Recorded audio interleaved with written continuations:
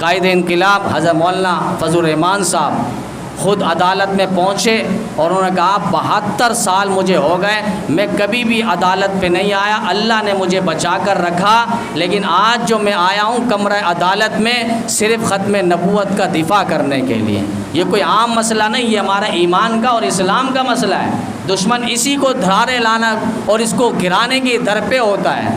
وہاں غلام غوث ہزاروی رحمۃ اللہ علیہ جب ختم نبوت کے لیے جا رہے تھے، کسی نے کہا آپ کا بچہ بہت بیمار ہے، کہا اس کو علاج کروا دو، میں ختم نبوت کے لیے جا رہا ہوں۔ اسٹیشن میں پہنچے نہیں تھے، کسی نے کہا حضرت آپ کا بیٹا انتقال ہو گیا، کہا ٹھیک ہے انتقال ہو گیا، تم کفن دفن کر دینا، یہ فرض کفایہ ہے، لیکن میں نبی کی ختم نبوت کے لیے جا رہا ہوں، نبی کی عزت اور ناموس کا دفاع کرنے جا رہا ہوں، یہ فرض عین ہے، وہاں مجھے جانا ہوگا، ورنہ کل قیامت کے دن روز محشر نبی علیہ السلام کے سامنے ایسا نہ ہو مجھے رسوائی اٹھانا پڑے کہ تو اپنے بیٹے کے لیے میری عزت کو داؤں میں لگا دیا، اپنی بیٹے کے لیے، اپنی اولاد کے لیے میرے راستے پہ جا رہا تھا ختم نبوت کا دفاع کرنے اور پیچھے ہٹ گئے۔ تبھی ان کی اہلیہ کو، ان کی زوجہ کو نبی علیہ السلام کی زیارت ہوئی ہے۔ ایسے پاک باز لوگ، میری آنکھوں کی ٹھنڈک وہ نماز کے اندر ہے، یعنی جس نے نماز پڑھی وہ نبی علیہ السلام کو راحت پہنچائے گا، راحت پہنچائے گا۔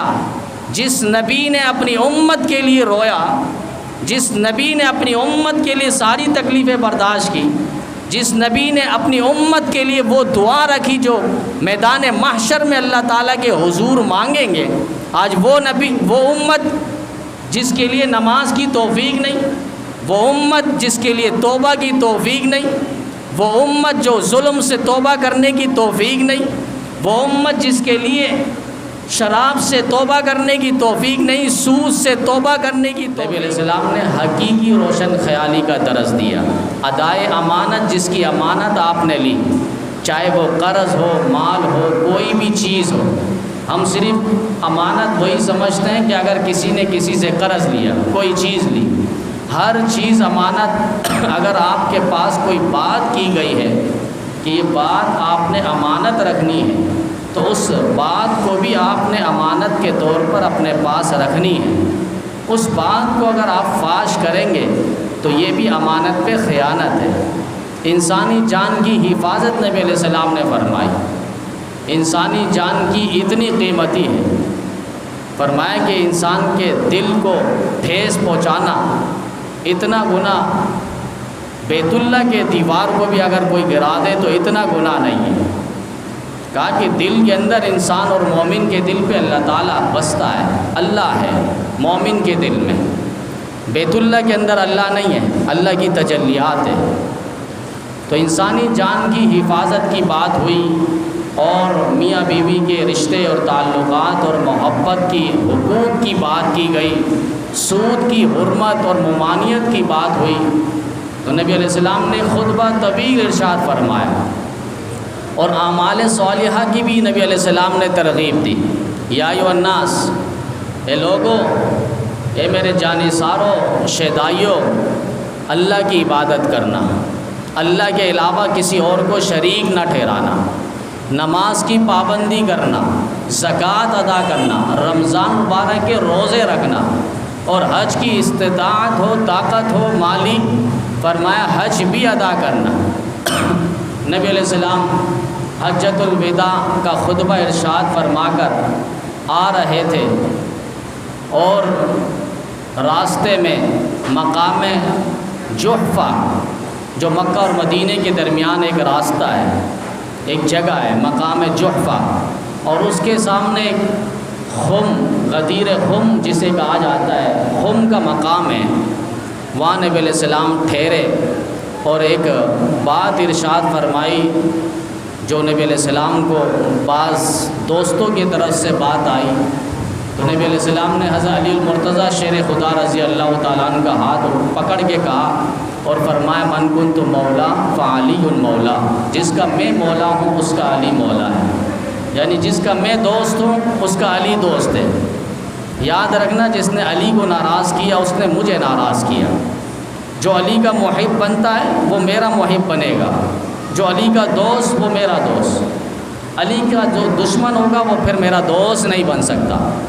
نبی علیہ السلام نے یہ لفظ فرمایا وہاں، تاریخی جملہ تھا، لیکن بعض ناعاقبت اندیش 2-4 صفحے پڑھ کر اس بات کو انہوں نے خلافت پر محمول کر لیا کہ نبی علیہ السلام نے یہاں پر حضرت علی کو خلافت دی ہے۔ اگر اتنا اہم مسئلہ ہوتا تو نبی علیہ السلام خطبہ حجۃ الوداع پہ خود فرماتے ہیں، نبی علیہ السلام وہاں ارشاد فرماتے ہیں تاکہ 1,24,000 صحابہ جو وہاں پر میدان عرفات میں تھے ان تک بات پہنچتی۔ نبی علیہ السلام نے وہاں نہیں فرمایا، پھر قافلہ چاروں طرف نکل گئے، کچھ جو نبی علیہ السلام کے ہمراہ مدینہ طیبہ کی طرف آ رہے تھے انہیں نبی علیہ السلام نے یہ بات فرمائی جب نبی علیہ السلام نے کچھ بات محسوس فرمائی تھی۔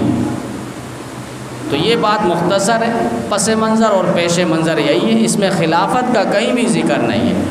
نبی علیہ السلام گھر تشریف لائے اور مرض بیماری کی شدت نے پکڑ لی۔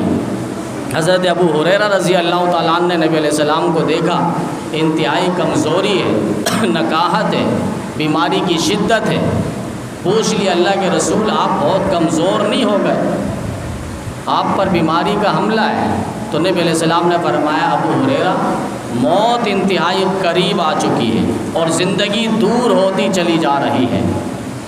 اور اس کے بعد حضرت ابو ہریرہ رضی اللہ تعالیٰ عنہ فرماتے میں چلا گیا، میں گھر جا کر سونے لگا، میری آنکھ لگی، اچانک میری آنکھ کھلی، دیدار مصطفیٰ کی بے چینی مجھے ہونے لگی کہ میں نبی علیہ السلام کا دیدار تو ذرا کروں۔ فوراً اٹھے اور اٹھنے کے بعد نبی علیہ السلام کے در اقدس میں تشریف لائے تو دیکھا نبی علیہ السلام نکاہت اور کمزوری کے باعث نماز میں کھڑے ہیں، یہ بھی ساتھ ساتھ کھڑے ہو گئے۔ انہوں نے دیکھا کہ نبی علیہ السلام نے سورۃ البقرہ شروع کی ہے، پہلا پارہ قرآن کریم کا، اس کی تلاوت چل رہی ہے نماز میں، اور اتنی تلاوت کہ نبی علیہ السلام پورا پارہ پڑھتے چلے گئے۔ ابو ہریرہ رضی اللہ تعالیٰ عنہ دل میں سوچنے لگے شاید پارہ ختم ہو نبی علیہ السلام رکوع کر لیں، لیکن نبی علیہ السلام نے رکوع نہیں فرمایا۔ اس کمزوری اور نکاہت اور مرض کی شدت آپ دیکھیں۔ دوسرا پارہ شروع کیا، پھر سمجھنے لگے دوسرا پارہ ختم ہوگا نبی علیہ السلام رکوع فرمائیں گے، لیکن نبی علیہ السلام نے رکوع نہیں فرمایا۔ پھر تیسرا پارہ شروع کیا، اس کی تلاوت چلتے چلتے جب سورہ بقرہ ختم ہونے لگی پھر انہوں نے سمجھا شاید اب سورت مکمل ہو گئی، نبی علیہ السلام رکوع فرمائیں گے، لیکن نبی علیہ السلام نے 2.5 پارہ پڑھنے کے باوجود رکوع نہیں فرمایا، سورہ آل عمران شروع کر دی، اور یہ سورہ آل عمران بھی تقریباً 1.25 پارے پر مشتمل ہے، ایک سورت ہے مگر 1.25 پارہ ہے۔ وہ سمجھنے لگے پھر سورہ آل عمران کے بعد نبی علیہ السلام رکوع فرمائیں گے، لیکن نبی علیہ السلام نے یہاں بھی رکوع نہیں فرمایا، سورہ نساء شروع کر دی، اور سورہ نساء بھی تقریباً 1.25 پارے پر مشتمل ہے۔ تقریباً اس نماز میں ابو ہریرہ رضی اللہ تعالیٰ عنہ فرماتے ہیں کہ نبی علیہ السلام 5.25 پارے پڑھ چکے تھے، اور نبی علیہ السلام اس قدر رو رہے تھے کہ میں اتنا قریب تھا کہ نبی علیہ السلام کے سانس لیتے وقت سینے سے اس قدر آوازیں آ رہی تھی جس طرح آپ برتن پہ کوئی چیز پکائے اور کچھ وقت کے بعد اس کے اندر کس طرح شدت کے ساتھ ہانڈی اچھلتی اور پکتی ہے، فرمایا اس طرح نبی علیہ السلام کا سینہ کھول رہا تھا اور ابھر رہا تھا۔ نبی علیہ السلام اس شدت کے ساتھ رو رہے تھے اور امت کو پیغام دیے، حالانکہ ہمارا نبی اگر نہیں بھی پڑھتا تو کوئی بھی مسئلہ نہیں تھا۔ انا فتحنا لک فتحا مبینا لیغفر لک اللہ ما تقدم من ذنبک وما تأخر ویتم نعمته علیک ویہدیک صراطا مستقیما۔ سورہ فتح کے اندر اللہ فرما رہے ہیں اے پیغمبر ہم نے آپ کو خوشخبری دے دی، بشارت دے دی، ہم نے آپ کو نوید سنا دی، بیت اللہ آپ کے شکنجے میں آئے گا، آپ کے نگینے میں آئے گا، آپ کے دست اقدس میں آئے گا، آپ اپنے ہاتھ سے بیت اللہ کو فتح فرمائیں گے، اور یاد رکھیے آپ سے اگلے پچھلے جتنی بھی لغزش اور اجتہادی خطا بھی ہوئی اللہ تعالیٰ نے سب کو معاف کر دیا۔ ہمارے نبی اور تمام انبیاء مسلمانوں کا عقیدہ اور نظریہ ہے، متفقہ فیصلہ ہے کہ تمام انبیاء گناہ سے پاک ہیں، معصوم ہیں، ان سے اللہ تعالیٰ گناہ ہونے نہیں دیتا، انہیں اللہ تعالیٰ گناہ سے پاک صاف فرماتے ہیں، ہر اعتبار سے، ہر عیب سے، ہر کمی سے، ہر نقص سے اللہ تعالیٰ نے انبیاء کو پاک صاف فرمایا، وہ معصوم عن الخطا ہے۔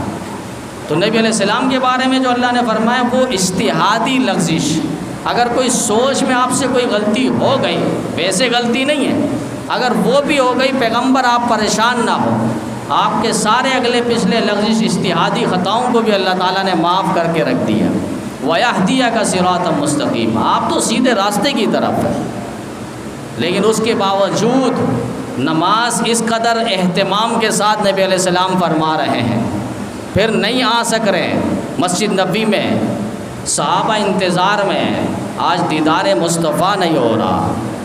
وہ کیسے لوگ تھے آپ دیکھیں، ہمیں تو بھوک ستاتی، ہم پلیٹ نکالتے کھانا کھاتے، ہمیں پیاس ستاتی، ہم پانی کا گلاس لیتے پانی پیتے، شربت پیتے۔ وہ کیسے لوگ تھے جنہیں بھوک لگتی تھی، نبی علیہ السلام کا چہرہ انور دیکھا کرتے تھے، خدا کی قسم ان کی بھوک مٹ جایا کرتی تھی، انہیں پیاس کی شدت محسوس ہوتی تو آقا مدینی کریم صلی اللہ علیہ وسلم کے رخ انور کو دیکھا کرتے تھے، وہ جبین نیاز کو دیکھا کرتے تھے، ان آنکھوں کو دیکھا کرتے تھے جن آنکھوں کو اللہ تعالیٰ کی طرف جب اٹھتے ہوئے دیکھا، اللہ نے قبلہ بدل دیا کہ پیغمبر آپ بیت المقدس سے ہٹ جائیے، آپ بیت اللہ کی طرف رخ کر کے نماز پڑھیے۔ آپ کے اس اشارے کو بھی اللہ تعالیٰ نے دیکھا ہے، آنکھ کے اشارے کو بھی۔ وہ جبین نیاز کو دیکھ کر اپنی پیاس کو بجھانے والے لوگ تھے، اپنی پریشانیوں کو، دکھوں کو، تکلیفوں کو دور کرنے والے لوگ تھے۔ ایسے لوگ نہ پہلے آئے نہ بعد میں آ سکتے، وہ حضرات صحابہ کرام رضوان اللہ تعالی علیہم اجمعین۔ وہ نبی کریم صلی اللہ علیہ وسلم کے انتظار میں ہیں، پریشان ہیں، کوئی ٹیک لگا کے کھڑا ہے تو کھڑا ہے، مغمون ہے کہ آج دیدار مصطفیٰ نہیں ہو رہا، رخ انور کو نہیں دیکھا جا رہا، وہ چہرہ مصطفیٰ جس کو اللہ تعالیٰ نے قرآن کریم کے اندر قسم کھا کر ذکر کی، وَالضُّحَىٰ وَاللَّيْلِ إِذَا سَجَىٰ مَا وَدَّعَكَ رَبُّكَ وَمَا قَلَىٰ۔ قسم ہے پیغمبر تیرے چمکتے دھمکتے چہرے کی، تیرے زلفوں کی، جس زلفوں کی کالک پر رات کی تاریکی بھی بھیک مانگے، مَا وَدَّعَكَ رَبُّكَ وَمَا قَلَىٰ، تیرے رب نے تجھے چھوڑا نہیں، نہ تجھ سے ناراض ہے۔ کسی عورت نے الزام لگایا تھا اور تہمت لگائی تھی، باتیں بابیلا کیا تھا کہ معاذ اللہ نبی علیہ السلام پر جب وہی کچھ دن تک نہیں آئی تو انہوں نے کہا کہ اس کے رب نے اس کو چھوڑ دیا اور ناراض ہو گیا ہے۔ اللہ نے قسم کھائی، پہلے قسم نہ بھی کہتے تب بھی بات پوری تھی، لیکن انسانوں کو جھنجھوڑنا مقصد تھا، بتلانا مقصد تھا۔ وَالضُّحَىٰ وَاللَّيْلِ إِذَا سَجَىٰ مَا وَدَّعَكَ رَبُّكَ وَمَا قَلَىٰ۔ جیسے رات کے بعد دن کا آنا یقینی ہے، پیغمبر ہم آپ سے ناراض نہیں ہیں، ہم نے آپ کو چھوڑا نہیں ہے۔ اس کے اندر کہیں بھی اس بات کے اندر صداقت نہیں ہے جو وہ عورت کہہ رہی ہے، کہ امام الانبیاء صلی اللہ علیہ وسلم کے دیدار کے لیے صحابہ تڑپ رہے تھے۔ نبی علیہ السلام بے ہوشی میں جب اٹھے تو نبی علیہ السلام نے حجرے کے اندر اہل بیت کے فرد حضرت امی عائشہ صدیقہ رضی اللہ تعالیٰ عنہا سے پوچھ لیے، اصلی الناس، اصلی الناس، لوگوں نے نماز پڑھ لی؟ تو حضرت عائشہ رضی اللہ تعالیٰ عنہا جو اہل بیت کی ہے، گھر والی ہے، اہل خانہ ہے، انہوں نے فرمایا کہ آقا قالوا لا بل ينتظرون، وہ آپ کے انتظار میں ہیں، انہوں نے نماز نہیں پڑھی۔ اس کے بعد نبی علیہ السلام پھر بے ہوش ہوئے، پھر افاقہ ہوا، نبی علیہ السلام نے فرمایا مروا ابا بکر فلیصلی بالناس، ابو بکر کہاں ہیں، آپ کے والد گرامی کہاں ہیں، انہیں کہیں کہ وہ نماز پڑھائیں۔ حضرت عائشہ رضی اللہ تعالیٰ عنہا فرمانے لگی، آقا میرے والد رقیق القلب ہے، نرم دل ہے، وہ آپ کے مصلی پہ کھڑے ہونے کی ہمت اور طاقت اور سکت نہیں رکھتے۔ نبی علیہ السلام نے فرمایا ابو بکر سے کہو وہ نماز پڑھائیں۔ حضرت عائشہ نے پھر فرمایا آقا وہ تو کئی دن سے رو رہے ہیں۔ کہا رو رہے ہیں؟ کہا جی ہاں، جب سے یہ سورت اتری اذا جاء نصر اللہ والفتح ورأیت الناس يدخلون فی دین اللہ افواجا فسبح بحمد ربک واستغفر انہ کان توابا، سارے صحابہ جشن منا رہے تھے، خوشی محسوس کر رہے تھے، مبارکباد دے رہے تھے۔ اذا جاء نصر اللہ والفتح، پیغمبر نے فرمایا اللہ نے یہ صورت اتاری ہے کہ جب تمہارے اللہ کی مدد اور نصرت فتح کی نوید اور سحر تمہارے پاس آ گئی کہ بیت اللہ عنقریب فتح ہونے والا ہے، ورائیت الناس، اور تم دیکھو گے لوگ اسلام کے شکنجے میں، اسلام کے اندر شوق در شوق، ذوق در ذوق اور فوج در فوج اسلام کے اندر داخل ہو رہے ہیں، فسبح بحمد ربک واستغفر، اے پیغمبر آپ اپنے رب کی تسبیح بیان کیجئے اور استغفار کیجئے۔ اس خوشی میں سارے صحابہ خوش ہو رہے ہیں کہ ہمارے اب اللہ کی مدد اور نصرت آنے والی، بیت اللہ فتح ہونے والا ہے، لوگ اسلام کے اندر آئیں گے، خوشی محسوس ہے۔ تنہا کونے پہ مسجد نبوی کے حضرت ابوبکر صدیق رضی اللہ تعالیٰ عنہ رو رہے تھے۔ کسی نے پوچھ لیا ابوبکر آپ خوشی کے مقام پہ رو رہے ہو؟ کہا تمہیں معلوم نہیں یہ خوشی کا پیغام کے ساتھ ساتھ آگے اللہ کیا کہہ رہا ہے، فسبح بحمد ربک واستغفر، آپ اپنے رب کی تسبیح بیان کیجئے۔ اس تسبیح کے اندر پتہ چل رہا ہے ہمارے نبی کا کام پورا ہو چکا ہے، اب نبی ہم سے جانے والے ہیں۔ یہ جدائیت کا صدمہ میں برداشت نہیں کر سکتا۔ سب سے زیادہ صحابہ میں علم رکھنے والا وہ ابوبکر صدیق ہے، سب سے زیادہ قرآن کے معانی کو، مطلب کو، آیات کو، رکوع کو سمجھنے والے وہ ابوبکر صدیق ہے۔ اور خود شیر خدا علی المرتضیٰ رضی اللہ تعالیٰ عنہ نے فرمایا تھا سب سے بڑا عالم اس امت پہ ابوبکر صدیق رضی اللہ تعالیٰ عنہ ہے۔ وہ ابوبکر صدیق رو رہے ہیں، تم تو جشن منا رہے ہو، خوشیاں منا رہے ہو، لیکن میں اس صورت کے اندر دیکھ رہا ہوں میرے آقا مدنی کریم صلی اللہ علیہ وسلم کی رحلت کا زمانہ آ چکا ہے۔ اب جو کام، جو مشن، پروگرام، دعوت، تبلیغ جس کے لیے اللہ تعالیٰ نے ہمارے نبی کو بھیجا تھا وہ کام پورا ہو چکا ہے۔ فسبح بحمد ربک واستغفر، اس آیت سے پتہ چل رہا ہے ہمارے نبی اب دنیا سے جانے والے ہیں، آپ کا انتقال پرملال وصال شریف ہونے والا ہے۔ یہ ابوبکر صدیق رو رہے ہیں، نبی علیہ السلام نے فرمایا نہیں، ابوبکر سے کہو لوگوں کو نماز پڑھائیں۔ آج میں دیکھنا چاہتا ہوں، میرا شاگرد ہے وہ نماز پڑھاتا ہے، مجھے اچھا لگے گا۔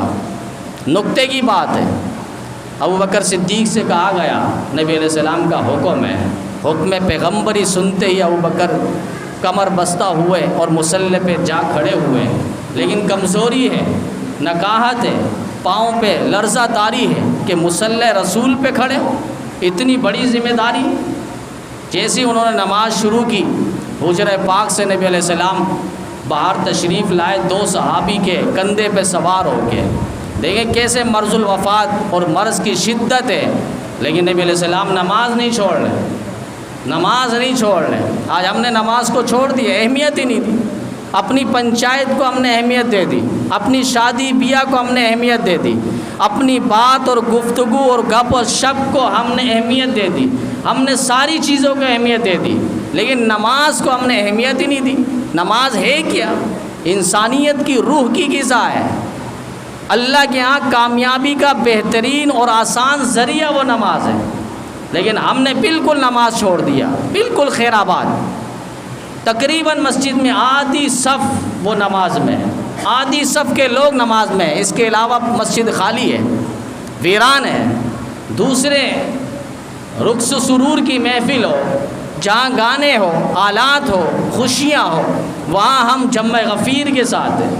یہ نماز کے ساتھ بڑی بے وفائی ہو رہی ہے۔ قرۃ عینی فی الصلاۃ، میری امت کو کہہ دو میری آنکھوں کی ٹھنڈک وہ نماز کے اندر ہے، یعنی جس نے نماز پڑھی وہ نبی علیہ السلام کو راحت پہنچائے گا، راحت پہنچائے گا۔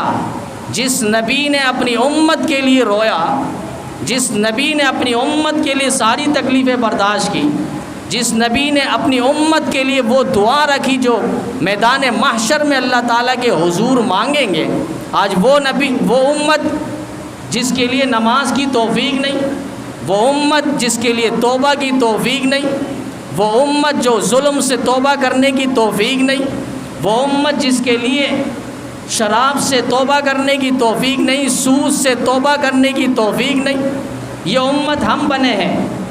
یہ ہم امت ہے جو نماز کی بالکل ہم شوق نہیں رکھتے، نمازوں کا بالکل اہتمام نہیں ہے۔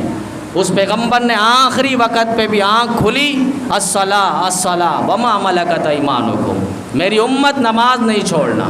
کربلا کے دشت پہ امام حسین رضی اللہ تعالیٰ عنہ کا پیغام یہی تھا، 72 افراد جو کٹے ان کا پیغام اور مشن یہی تھا کہ ہم ظالم سے ٹکرا جائیں گے، باطل سے ٹکرا جائیں گے، ہر ظلم برداشت کر جائیں گے، لیکن نماز کسی صورت میں ہم چھوڑیں گے نہیں۔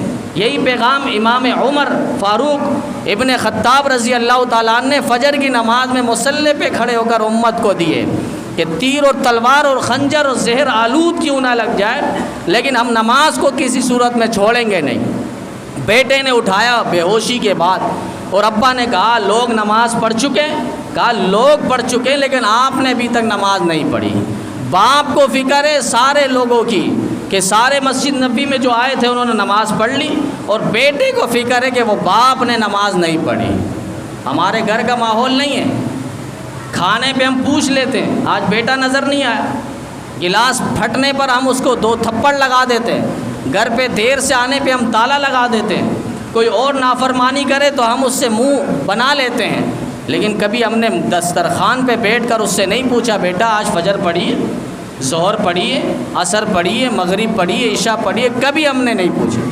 اور یہ بات بتاتے ہوئے بھی ہمیں ڈر لگتا ہے، ایسے لوگ لنگ دڑنگ فقیر جو آئے ہیں، بڑے بڑے وزارت کے اندر بیٹھے ہیں، وزیر اطلاعات بنے ہیں، اور انہوں نے کہا کہ ان مولویوں کو دیکھو ممبر پہ بیٹھ کر آخرت کی بات کرتے ہیں، یہاں بیٹھ کر وہاں کی بات کرتے ہیں، دنیا میں بیٹھ کر آخرت کی بات کرتے ہیں۔ یہ تو ہمارا ایمان ہے، یہ تو ہمارا ضرورت ہے کہ ہم باہر ملک اگر سفر کے لیے جا رہے ہیں پہلے سے تیار ہو کر جائیں، وہاں کی کرنسی اپنے ہاتھ پر لے کر جائیں، وہاں کے لیے مختصر سامان ضرورت کا ساتھ لے کر جائیں، ورنہ ایسا نہ ہو وہاں پریشانیوں کا سامنا کرنا پڑے۔ تو اصل ہم نے نماز کی اہمیت کو نہیں سمجھا، ہم نے دنیا ہی کو سب کچھ سمجھ لیا۔ حضرت علی المرتضیٰ شیر خدا رضی اللہ تعالیٰ عنہ فرمایا کرتے ہیں دنیا دھوکہ ہے، فراڈ ہے، دجل ہے، غرور ہے۔ دنیا کی حقیقت روز اول میں تکلیف ہے اور آخر اس کا فنا ہونا ہے۔ یہاں حلال کھاؤ گے حساب دینا ہے، حرام کھاؤ گے عذاب میں جانا ہے۔ عجیب جملہ ہے، حلال پر حساب ہے اور حرام پر عذاب ہے۔ پیران پیر شیخ عبد القادر جیلانی رحمۃ اللہ علیہ فرمایا کرتے تھے دین دنیا اور آخرت، ان میں اگر تم نے آخرت کو مقدم رکھا، آخرت کو ترجیح دی، آخرت کے لیے محنت کی اور کام کیا، تو پھر دنیا بھی تمہارے قدموں میں آئے گی، آخرت بھی تمہارے قدموں میں آئے گی۔ لیکن اگر دنیا کو اپنا ماوا ملجا بنایا، دنیا کو اگر اپنا مقدم بنایا اور دنیا کو اگر ترجیح دی، پھر آخرت بھی نہیں آئے گی، دنیا بھی نہیں آئے گی۔ امام غزالی رحمۃ اللہ علیہ نے اس کو بہت اچھے انداز میں سمجھایا ہے، دنیا کی مثال۔ فرمانے لگے ایک شخص تھا، وہ جنگل میں جانے لگا، اور وہ جنگل میں جب گیا تو شیر نے اس کے پیچھے حملہ کیا۔ یہ بھاگتا رہا جان بچانے کے لیے، شیر اس کے پیچھے بھاگتا رہا۔ یہ بھاگتے بھاگتے جب یہ تھکا تو اس نے دیکھا اب بچنے کی چانس تو نہیں، آگے ایک گھڑا دیکھا۔ اس نے سوچا کہ میں گھڑے کے اندر اتر جاتا ہوں، کچھ وقت شیر سے حفاظت ہو جائے گی۔ اب وہ گھڑے میں جیسی جھانکنے لگا تو اندر اژدہا نے منہ کھولا ہوا تھا۔ اب یہ پریشان، اندر اژدہا ہے وہ نہیں چھوڑے گا، پیچھے شیر آ رہا ہے وہ نہیں چھوڑ رہا۔ آگے اس نے دیکھا ایک درخت ہے، اس درخت کے اندر اوپر وہ چڑھ گیا۔ درخت پہ جیسی اوپر چڑھا اس کی ٹہنی پر وہ بیٹھ گیا۔ اب اس ٹہنی پر تو وہ بیٹھا تھا، لیکن اس نے جو ہی دیکھا اس ٹہنی کے پاس 2 سیاہ اور سفید چوہے، کالے اور سفید چوہے، وہ اس ٹہنی کو کاٹ رہے تھے۔ اب یہ اور پریشان ہوا، ایسا نہ ہو یہ ٹہنی کٹ کے گرے اور میں پھر نیچے جاؤں، یا اژدہا کے منہ پہ جاؤں گا یا شیر کے منہ پہ جاؤں گا۔ یہ پریشان ہوا۔ آگے اس کو شہد کا ایک چھتا نظر آیا، اس نے اس کو تھوڑا سا لے کر چاٹا تو اس کو بڑا مزہ آیا۔ اب وہ شہد کے پیچھے پڑ گیا، شہد کو چاٹتا رہا۔ وہ شہد کے پیچھے جو پڑا، اب اس کو 2 چوہے کی فکر نہیں، پتہ نہیں، غفلت میں آ گیا، نہ شیر کا پتہ نہ اژدہا کا پتہ۔ امام غزالی رحمۃ اللہ علیہ فرمانے لگے دنیا کی مثال، وہ جنگل جو تھا وہ دنیا کی مثال ہے، وہ شیر جو ہے موت کی مثال ہے، وہ اژدہا گھڑا جو ہے گھڑا وہ قبر ہے، اور اژدہا جو وہ اعمال بد ہے، اور اس درخت جو درخت تھا وہ اس کی عمر ہے۔ اور درخت کے اوپر جو ٹہنی تھی جس کو 2 چوہے کاٹ رہے تھے، یہ 2 چوہے کالے اور سفید دن اور رات ہے۔ فرمایا سامنے جو شہد کا چھتا تھا یہ دنیا کی لذت ہے، یعنی اس دنیا کی لذت اور خواہشات اور شہوات کے پیچھے پڑ کے ہم نے دن رات کو بلا دیے، اور دن رات کے ساتھ ہم نے عمر کو داؤ پہ لگا دیا۔ پھر وہ عمر ہماری زندگانی لگے گی، اس کے بعد جو ہے ہم وہ گھڑے میں جائیں گے قبر میں، اور پھر قبر میں ہمارا جو اعمال ہے وہ اژدہا کی صورت پہ، اور موت جو ہے وہ شیر کی صورت پہ ہمارا آ کر رہے گا۔ وہ اس طرح مثال دے کر سمجھانے لگے، تو ہمیں اپنے اعمال کی فکر کرنی ہوگی۔ جس نبی نے ہمیں آخری وقت تک درس دے کر گیا، ہم سوچیں ہم نے اس نبی کے لیے کیا کیا۔ آج ہمارا اٹھنا بیٹھنا سنت کے مطابق ہے یا نہیں؟ ہمارا کھانا پینا سنت کے مطابق ہے یا نہیں؟ ہمارا لباس پہننا اتارنا سنت کے مطابق ہے یا نہیں؟ ہماری شادی بیاہ وہ سنت کے مطابق ہے یا نہیں؟ ہمارا میت کو دفنانا اتارنا یہ سب سنت کے مطابق ہے یا نہیں؟ ہم اپنا غور و فکر کریں۔ وفی انفسکم افلا تبصرون۔ وہاں نبی علیہ السلام نے ابو بکر صدیق سے فرمایا کہ نماز پڑھاؤ، اللہ بھی چاہتا ہے، رسول اللہ بھی چاہتا ہے۔ ابو بکر صدیق نماز کے لیے آگے بڑھے۔ نبی علیہ السلام حجرہ پاک سے 2 صحابہ کے سہارے مسجد نبوی میں تشریف لائے اور نماز میں کھڑے ہو گئے۔ ابو بکر صدیق کو محسوس ہوا نبی علیہ السلام تشریف لا چکے، فوراً اپنے مصلی سے 2-4 قدم انہوں نے پیچھے کر دیا۔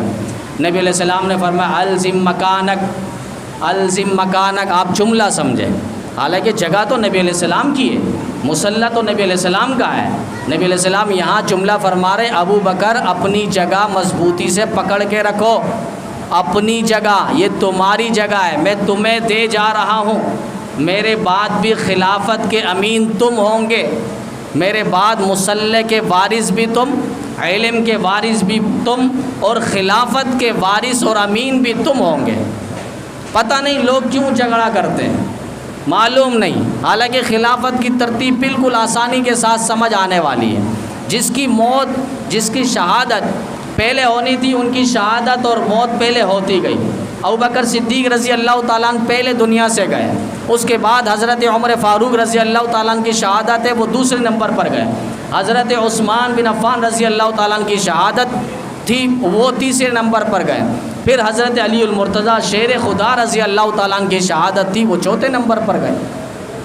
اور آخر میں آنا یہ کوئی بے کمالی نہیں ہے، بعض عقل سے سوچتے نہیں ہیں، بعض آخر میں آنا بھی بڑا کمال ہوتا ہے۔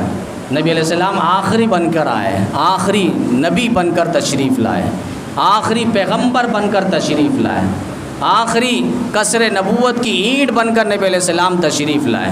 تو یہ ختم نبوت کا جو مسئلہ تھا، جو ہمارے ماشاءاللہ جج صاحب جو ابھی اس وقت سپریم کورٹ کے، انہوں نے کچھ شکیں ڈالی تھی، اور شکوں سے اس نے راستہ نکالا تھا قادیانیت کے لیے، جو نبی علیہ السلام کے دشمن ہے۔ بس آپ یوں سمجھ لیں قادیانی جو نبی کے اور اسلام اور پاکستان کے ازلی دشمن ہیں۔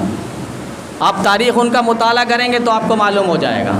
ہم NIC بھی بنانے جاتے ہیں شناختی کارڈ، اس میں بھی ہم سے حلف نامہ لیا جاتا ہے، نیچے لکھا ہوتا ہے ہم نبی علیہ السلام کو خاتم النبیین مانتے ہیں، اور مرزا غلام احمد قادیانی یا اس کے جتنے بھی نمائندے چہلے ہیں سب کو ہم غیر مسلم اقلیت قرار دیتے ہیں۔ اس طرح کے جملے اور حلف نامہ قسم نامہ آپ سے لیا جاتا ہے، اور یہ صحیح ہے، لیکن اس نے شکے ڈالی، اس نے سمجھا مسلمان بے ضمیر ہے، بے عمل ہے، وہ کچھ نہیں کر سکتا۔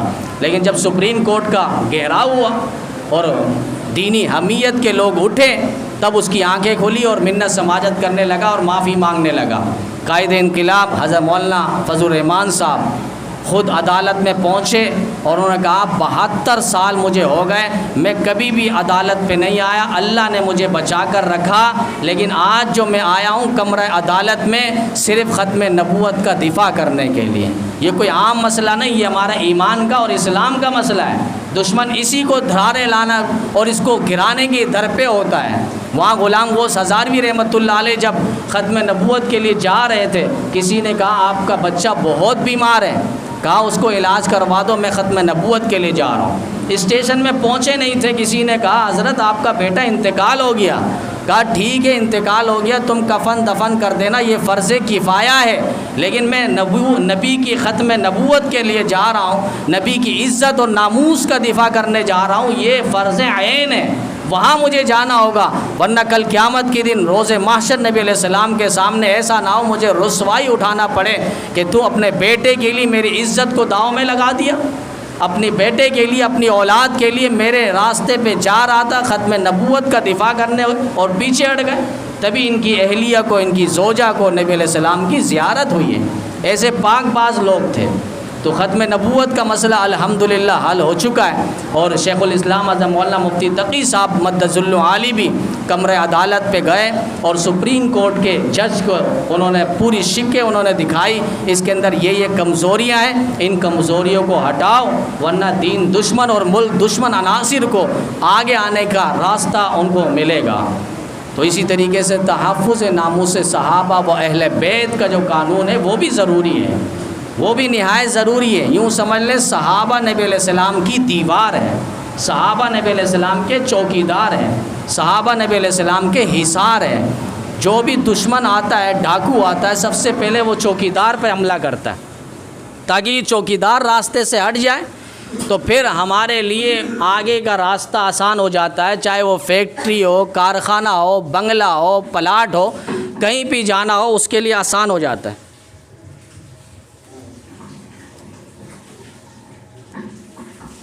تو یہ صحابہ کرام یہ بھی ایک حساس مسئلہ ہے، اور انشاءاللہ یہ قانون تو ویسے بن گیا ہے اور انشاءاللہ بہت جلد یہ قانون پاس ہو کر رہے گا۔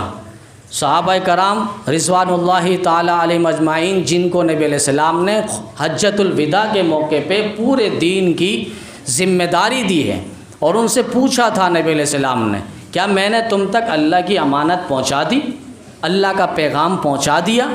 سارے صحابہ بیک زباں کہنے لگے، اللہ کے رسول آپ نے صرف پہنچایا نہیں، آپ نے پہنچانے کا حق ادا کر دیا، آپ نے اللہ کی امانت کو، اللہ کے پیغام کو، اللہ کی کتاب کو، قرآن پاک کو، دین اسلام کو، شریعت اسلامیہ کو ہم تک کما حق کو پہنچا دیا۔ اس کے بعد نبی علیہ السلام نے یہ انگلی اٹھائی اور فرمایا، اللہم اشہد، اللہ گواہ رہنا، اللہ گواہ رہنا، اللہ گواہ رہنا۔ انہوں نے اپنی زبان سے کہہ دی میں نے ان تک دین پہنچا دیا ہے۔ اس کے بعد صحابہ کرام کو فرمایا اب امانت تمہاری ذمہ داری ہے، چار دھانگ عالم میں پہنچانا۔ اب نبی علیہ السلام کی جو امانت تھی اللہ کی طرف سے، وہ نبی علیہ السلام نے اٹھا کے صحابہ کرام کو دے دی۔ تو اب صحابہ پورے دین کے گواہ ہیں، صحابہ کے پاس پورا دین اسلام ہے۔ اب کوئی اگر صحابہ کو معاذ اللہ طعن و تشنیع کرتا ہے، وہ ایسا ہے پورے دین کو کرتا ہے۔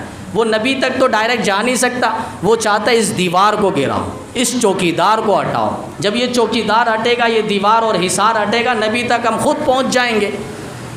جس طرح میں نے بتلایا صحابہ ایک پل کی طرح ہے، پل، ادھر امت ہے اور ادھر نبوت ہے، امت کو نبوت سے ملانے والی چیز درمیان میں پل، وہ صحابہ کرام ہے۔ جس طرح ملک میں دو ملک آپس میں سمجھوتا کر لے تو ان کے درمیان پل بنایا جاتا ہے تاکہ آنے جانے والوں کے لیے راستہ آسان ہو، یا دو شہر ہو تو آنے جانے کے لیے پل ایک رابطہ اور واسطہ بنا کرتا ہے۔ لیکن ملک کا دشمن، شہر کا دشمن، وہ سب سے پہلے اٹیک کرے گا تو پل پہ کرے گا، تاکہ یہ پل گر جائے درمیان سے تو ادھر والے لوگ ادھر نہ آ سکے، ادھر والے لوگ ادھر نہ جا سکے۔ تو اسلام کا دشمن بھی چاہتا ہے صحابہ کرام رضوان اللہ تعالیٰ علیہ مجمعین کو درمیان سے ہٹا دیا جائے، اہل بیت کو مشکوک کر دیا جائے، تاکہ امت کا نبوت کے ساتھ واسطہ اور رابطہ تعلق ختم ہو جائے۔ تو یہ ان کا ایک مشن چل رہا ہے، لیکن ہمیں اپنا مشن مضبوط کرنا ہے۔ الحمدللہ 25 اگست کو بروز اتوار کو شاہراہ قائدین پر، گرو مندر سے آگے چلتے ہوئے شاہراہ قائدین پر ایک بہت بڑا اجتماع ہونے والا ہے، 2 دن بعد، 1 دن بعد، کل ہفتہ ہے، اس کے بعد اتوار ہے، اور اس میں تمام مسالک اور مکاتب کے علماء، زعماء اور وکلاء، شعراء وہ تشریف لا رہے ہیں، چاہے مسلک مکتب دیوبند ہو، مکتب بریلوی ہو، مکتب اہل حدیث ہو، ان کے سارے جید علماء اور ممتاز عالم دین وہاں پر آئیں گے اور وہ اپنے اپنے بیانات کریں گے، صحابہ و اہل بیت سے متعلق عظمت اور شان اور مقام اور مرتبہ وہ رکھیں گے۔ لہذا تمام حضرات کچھ وقت کے لیے وہاں پر اپنا قیمتی وقت دینے کی کوشش کریں، تاکہ صحابہ و اہل بیت کے ساتھ کل میدان محشر میں ہمارا حشر ہو اور ان کے ساتھ اللہ اللہ تعالی ہم سب کو جنت میں جانے کا راستہ آسان بنائے۔ وآخر دعوانا ان الحمد للہ رب العالمین۔